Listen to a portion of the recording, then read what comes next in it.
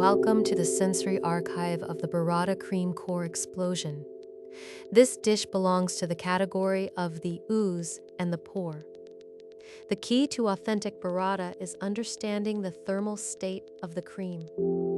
The stracciatella curds inside must be suspended in a light cream bath at exactly 12 degrees Celsius. When you apply gentle pressure to the outer pasta shell, the cream begins its slow gravitational release. Listen carefully to the acoustic profile. You will hear the soft tearing of the cheese skin. Then comes the viscous drip of the cream meeting the slate surface. The olive oil adds a secondary pouring frequency, a liquid percussion that layers over the cream sounds. This is high-fidelity food audio at its most visceral. The heirloom tomatoes provide a structural frame, while the basil adds aromatic context. Every pour is a demonstration of dairy science meeting culinary art.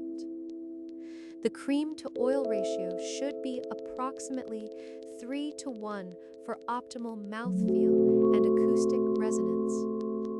Watch the specular highlights dance across the oily surface as the cream continues its slow expansion. This is the definition of sensory precision in gastronomy.